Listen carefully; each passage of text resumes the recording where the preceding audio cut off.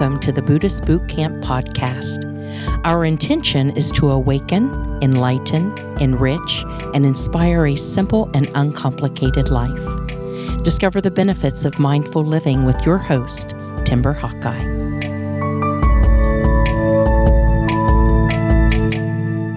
Most of the questions I receive in the mail these days are from people who have a difficult time setting boundaries. In Buddhist Boot Camp, I mentioned that while Buddhism certainly encourages us to be tolerant and accepting, tolerance does not mean accepting what is harmful. In sports terms, what we designate as harmful is considered out of bounds, and everything else is fair play. Unfortunately, many readers are still unsure where to draw the line. Whether we do it intentionally or not, we regularly enter into agreements with everyone in our lives. We decide what's acceptable, what isn't, and what's open for discussion. The boundaries we set become the rules of the game by which we play. I'm not sure if the laws have changed since I was a paralegal in the 90s, but if you were a landlord back then with a tenant who signed a rental agreement to pay you $1,000 a month, for example, but then you accepted a check from them for only $500 because they couldn't come up with the full amount one month, the law said that you cashing their check effectively voided the written contract and entered you into a new verbal agreement in which the new rent is suddenly only $500. And then when landlords tried to take their tenants to court for back pay, the judge always said, if anything less than $1,000 was unacceptable, why did you accept $500? In Buddhist terms, what you allow is what will continue. You teach people how to treat you when you accept certain behavior.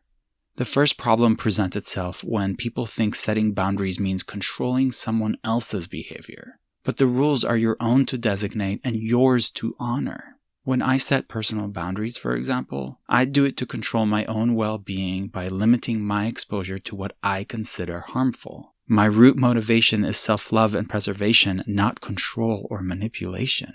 If I choose not to be around smoke or alcohol, for example, I'm not telling other people what to do, I'm choosing what I want to be around. One person may be perfectly happily married to someone who drinks a glass of wine with their dinner every night, but I wouldn't even go on a single date with the drinker.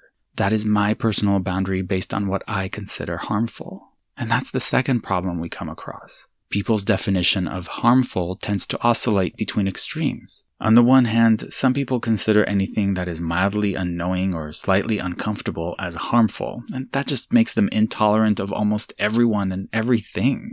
And if that sounds like you, please consider the possibility that the problem isn't other people, but rather your short fuse. Yet on the other extreme, some don't think anything short of physical abuse is harmful. Never assume that any two people have the same threshold for what's off limits. We decide and convey what's acceptable when we choose to accept it. When it comes to setting boundaries, it's important to think about what it is our boundaries are designed to protect. So imagine there are two beings or entities inside of you. There's the ego within, and there's divinity within. Our precious little egos demand respect from others and thrive on other people's approval, while the divine already has plenty of self-respect that doesn't rely on anyone or anything external. When we have self-love, nothing can harm us and there's nothing we need to safeguard. So the next time you feel defensive, ask yourself, what am I protecting? Morality or my little ego? In the smallest nutshell possible, confronting people who upset us instead of confronting our egos is like blaming the rain for soaking us instead of using an umbrella. When talking about boundaries, think of them as agreements or contracts that you impose upon yourself, not restrictions you put on others. Keep in mind, however, that if you don't communicate your personal boundaries with people, and then they cross a line, it's not their fault for not knowing where you draw the line. Can you imagine a rental agreement without a set payment amount or any sport without a designated field? Boundaries are essential. Ultimately, what we put up with is what we end up with. And I'm not victim blaming, I'm intent on all of us acknowledging our self-worth, as well as the value of our time, energy, inner peace, and safe space. Define your boundaries and stick to them with conviction. We're talking about your divinity here after all. Don't ignore it. If the rent is $1,000 a month and you accept less, you're effectively saying that less is acceptable. But let's step away from the metaphor for a minute, okay? If you actually are a landlord and your tenant is one of the millions who have lost their jobs due to the pandemic, if it won't cause you any harm to reduce their rent for a while, then by all means treat them the way you would like to be treated if you were in their shoes. We are soldiers of peace in the army of love. Our mission is to reduce suffering in the world whenever and however we can. So yes, we are taught to be tolerant and accepting. But remember, tolerance does not mean accepting what is harmful. Define what harmful means to you, and you will be one step closer to setting healthy boundaries. If you find value in this podcast and appreciate the fact that it has no commercial interruption, telling you about the latest website building software, it's all made possible thanks to listeners like you who donate just $1 a month through patreon.com/BuddhistBootcamp. That's patreon.com/BuddhistBootcamp. I'm extremely grateful to all the patrons who make it possible for us to continue walking along one another on this path. Thank you for being on this journey with me.